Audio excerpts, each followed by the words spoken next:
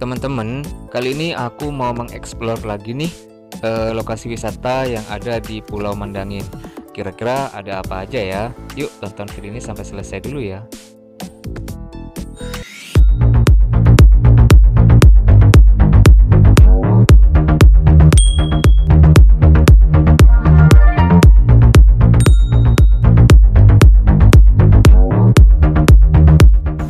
Selamat datang di channel YouTube kami. Bagi kalian yang baru nonton, silahkan klik tombol subscribe sekaligus loncengnya supaya kami semakin semangat untuk membuat konten yang lebih bagus lagi.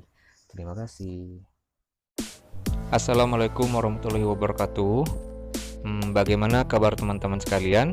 Semoga sehat walafiat ya. Amin, amin ya rabbal alamin.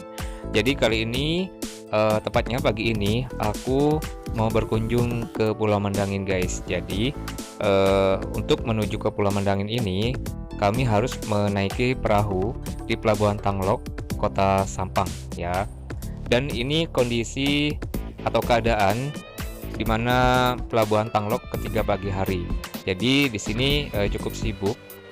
Ada para nelayan yang mengirim ikannya ke Kota Sampang untuk dijual ke pasar, dan ada juga yang dari Kota Sampang membeli beberapa barang untuk dibawa ke Pulau Mandangin guys.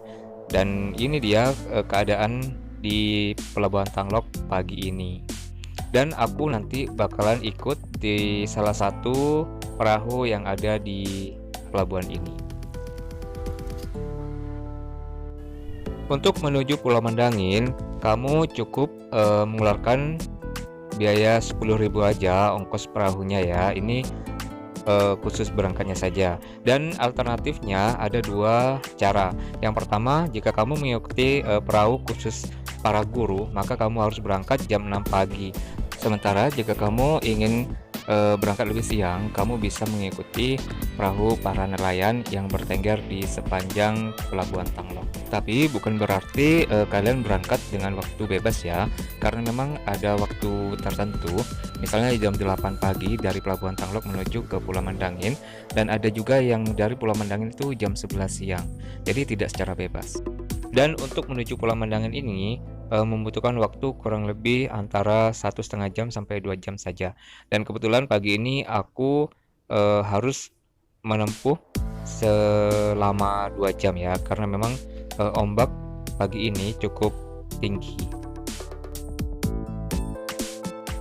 Dan ini dia suasana ketika kami hendak menepi di pelabuhan Pulau Mandangin guys. Jadi suasananya ya seperti ini. Ada beberapa kendaraan bentor yang menunggu kami atau menunggu para pengunjung di pulau ini. Pokoknya buat kamu yang penasaran ada apa saja lokasi wisata di Pulau Mandangin ini, kamu bisa tonton video sebelumnya, karena pada video sebelumnya aku pernah memposting tentang dua tempat wisata, yaitu di Pantai Pasir Putih dan Pantai Cancin. Tapi kali ini fokus ke salah satu tempat bersejarah yang ada di Pulau Mandangin ini guys. Jadi tempat bersejarahnya itu cukup terkenal gitu di Madura terutama. Tempat bersejarah itu adalah pemakaman Bangsa Cara dan istrinya Putri Ragapatmi. Jadi siapa kira-kira Bangsa Cara itu? Tonton aja sampai selesai dulu ya.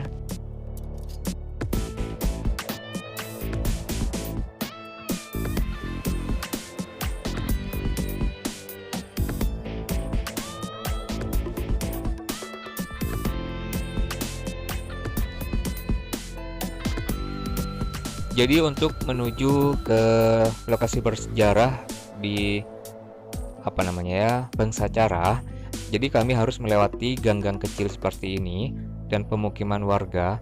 Dan kebetulan kanan kiri yang aku lewati ini merupakan makam guys. Jadi makamnya ini salah satu makam terkenal gitu deh di pulau ini, karena disebut sebagai makam putih. Kebetulan aku gak sempat memperlihatkan bagaimana kondisi makamnya ya, karena memang kondisi makamnya itu sama seperti biasanya. Akan tetapi yang membuat berbeda, karena di sini sepanjang halaman pemakaman semuanya berwarna putih karena warga sekitar menutupi makam-makam yang ada di sini dengan pasir pantai guys yang warnanya putih, sehingga cukup unik jika ada hari-hari tertentu seperti misalnya Lebaran dan hari raya lainnya.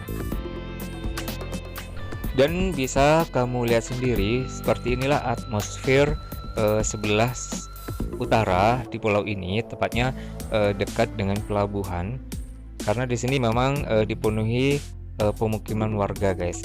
Berbeda dengan kondisi di sebelah selatan pulau ini yang memang cukup sepi dari rumah warga.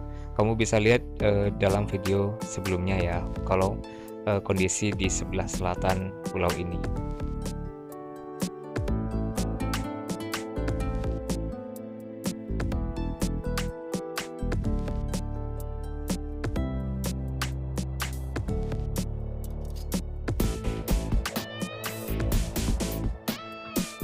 Oke, ini dia kami sudah tiba di lokasi tempat bersejarah yang disebut sebagai Bangsacara guys.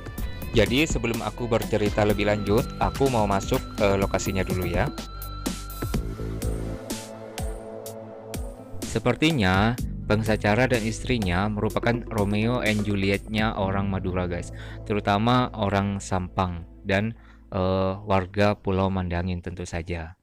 Karena Bangsacara dan istrinya sangat terkenal akan kisah cinta mereka, sehingga mereka terbunuh berdua di pulau ini guys. Jadi ceritanya Bangsacara itu merupakan patih dari kerajaan di Sampang guys, di Madura tentu saja, dan Ragapatmi merupakan putri dari kerajaan di Madegan ini di Pulau Madura ya tentu saja.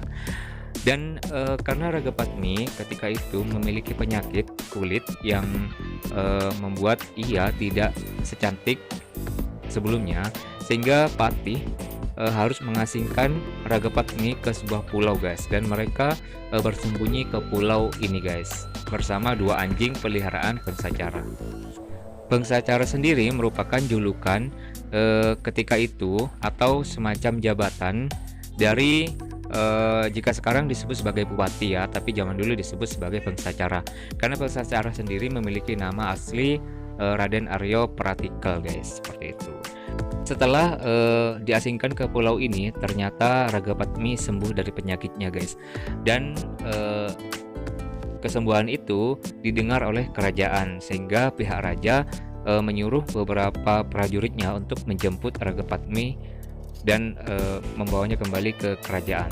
Ternyata prajuritnya itu berkhianat dan bahkan membunuh Bangsacara dan istrinya di pulau ini.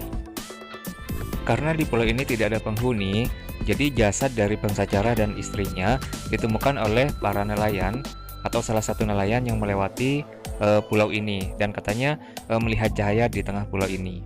Dan dia berjanji setelah menjual barang dagangannya, dia akan kembali dan mengurus jasad Bangsacara dan Ragapatmi secara resmi dan lebih layak, katanya seperti itu, sehingga dimakamkan di pinggir pantai ini.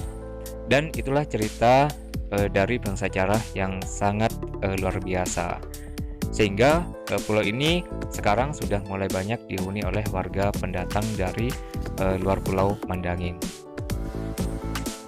Baik, itu tadi perjalananku ke Pulau Mandangin, tepatnya ke lokasi bersejarah Bangsacara. Jika kamu menganggap video ini bermanfaat, silahkan klik like, subscribe, comment, and share. Jangan lupa tonton video lainnya juga ya. Terima kasih.